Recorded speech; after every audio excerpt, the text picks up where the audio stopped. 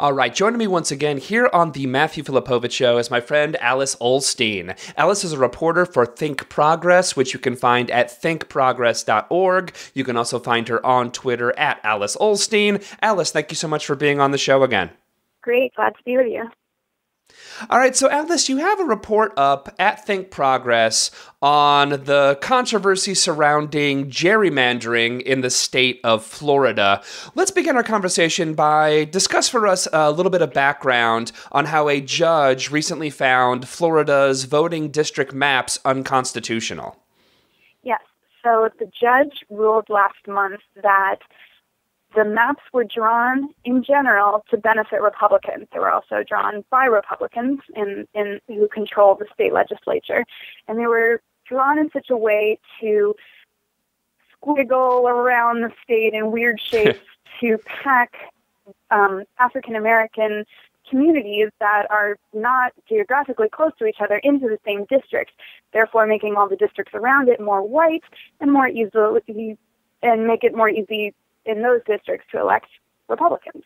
And so he only ordered that 2 districts be redrawn, but that, of course, affects other districts. And the legislature passed a new map yesterday here in Tallahassee, where I am now. And there's now disagreement both between lawmakers over what the right thing to do is now to move forward and whether this new map will even pass the judge's approval. And there's disagreement between voting rights groups and civil rights groups that are usually on the same side. Well, it's interesting because in the piece you actually discuss how the new maps don't seem to be that different than the old maps. I mean, they are a little bit different, but when you actually look at where the lines are drawn, there's still crazy squiggly lines going on to try to link things together. The maps themselves don't really seem to be they don't seem to be that far apart from what the old one was. That's correct. So they lop off a few of the weird appendages that were on District 5, which is the one that was the most challenged and has been called the most gerrymandered in the country several times. And one of those appendages, interestingly enough, is Sanford, Florida, which unfortunately is best known as the place where Trayvon Martin was killed and is a large African-American voting stronghold. But that district still remains about 48% African-American, down from about 50, and the other districts in question just went up a couple percentages in terms of African-American voting population. So not a big change, likely will not affect the ability of those districts to elect Republicans or Democrats. It looks to stay about the same.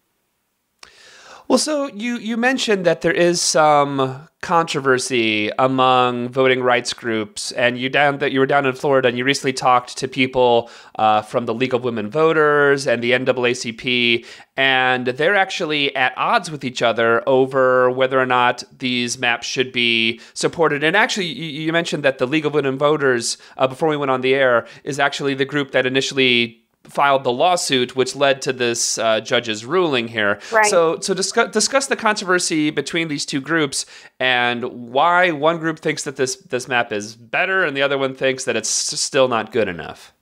Right. So the League of Women Voters actually can't talk to me because they're part of the ongoing litigation, but they provided me with statements saying that they feel the new map does not pass the constitutional threshold and has just the same problems as the previous map. And they drew their own alternative map that changes that odd-shaped snake-like District 5 into sort of a more compact shape that runs more east-west than north-south. And they're planning to submit that to the judge and push that as an alternative, even though the state legislature refused to consider it. And what's interesting is even though they and the NAACP usually agree on all sorts of voting rights issues, they are disagreeing on this. The NAACP wants to keep District 5 mostly the way it is. And they say that's because packing those communities of color into the district has allowed them to elect a representative of color to Congress. That would be Corrine Brown, who is currently serving and has for many years. And if it was divided up, they would no longer be able to elect someone that can relate to them, that knows their history, that's represented them for all these years.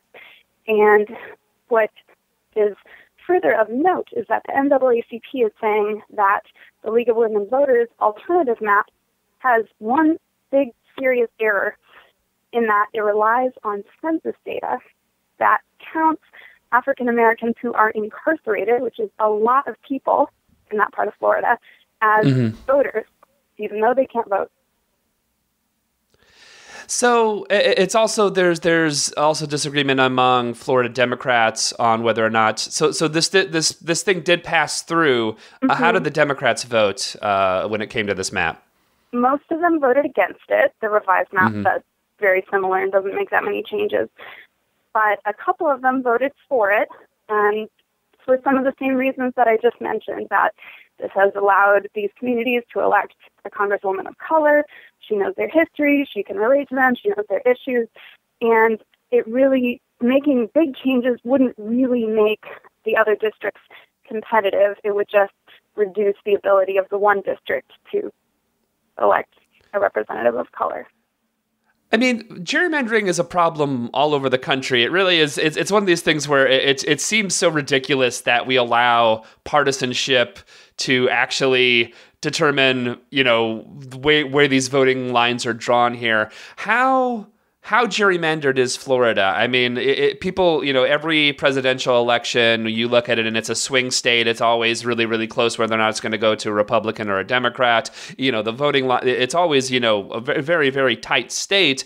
But like a lot of states, this one has a pretty big majority when it comes to the Congress. It actually comes pretty heavily out to Republicans here. So how gerrymandered actually is it? And if you actually look at, say, registered voters, where theoretically should these lines, should the representation be drawn here? Well, the lines have to be redrawn every so often because of population change. That's normal. But some states have a nonpartisan, separate, apolitical committee be in charge of that. And that is something that some believe should be done in every state to avoid what goes on in places like Florida, where who's ever in office gets to draw the lines to benefit themselves, essentially. And that can definitely happen when you see a map of Florida.